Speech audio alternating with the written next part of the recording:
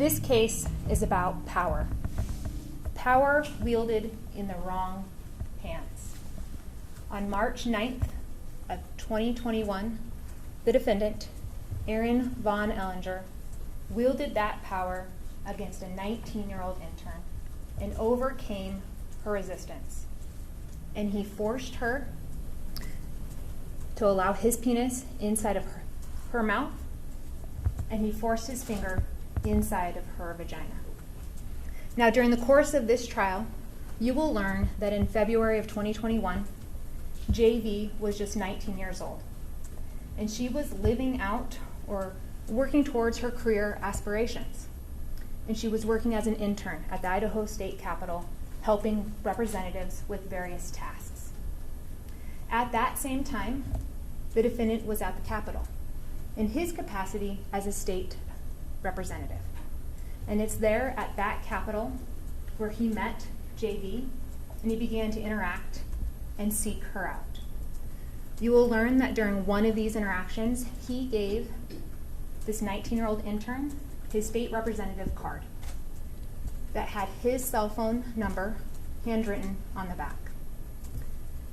And during these interactions, you will learn that the defendant, who was 38 years old at the time, asked this 19-year-old intern out on a date.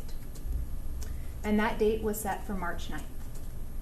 And on March 9th, the defendant picked up JV a block away from the state capitol and drove her to Barbacoa, where the two had dinner. The defendant then took JV back to his apartment where he was staying while the session was going. This is where the rape and forcible penetration took place. You will learn that JV tried to resist, that she tried to make excuses. You will learn that she said she wasn't on birth control, that she hadn't shaved, that she wasn't ready, that they could get in trouble, that she didn't want to, that he was hurting her, and she told him no. He didn't stop, and he didn't listen to JV. Instead, he inserted his finger inside of her vagina without her consent. Despite her objections, despite her resistance, you will learn that the defendant got on top of JV, and he straddled her with his knees, pinning her arms down. And from this position of power and control, he forced his penis inside of her mouth. Now, you will learn that JV actually sustained injuries to her head from where the defendant was pulling her hair and forcing her head into the headboard. You'll learn he eventually took his penis out of her mouth, but then from this position of power and control, he began to manually stimulate himself until he ejaculated on her stomach. Now, JV didn't report this rape and sexual assault until March 11th, when she next had to return to the state capitol and face the man that had just raped her. Now, you'll learn and hear from JV's mother, Cherie Davis, and she'll talk to you about an early morning phone call she got on March 11th. She'll talk to you about how this was an unusual time for her to be receiving a phone call from JV, and she will describe JV's demeanor and tone during that phone call. She will also describe how the events of March 9th destroyed JV's world and shattered her confidence. And you'll learn that when JV went to the state capitol on March 11th, she immediately informed the Assistant Sergeant of Arms, Kimberly Blackburn. And you'll hear from Ms. Blackburn. And she will talk to you about that interaction she had with JV that morning. She will talk to you about her appearance, her demeanor, her tone, her emotional state. And you'll learn that this was reported to the Boise Police Department, and detectives Monty Iverson and Brandon Joseph were assigned. They responded to the state capitol and met with JV, and eventually escorted her to Faces of Hope in downtown Boise.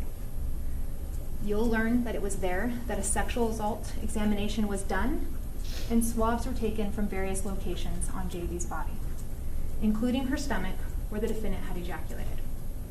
Now, these swabs were then sent to the Idaho State Police Forensics Lab for testing and comparison to a sample that was collected from the defendant by Detective Joseph.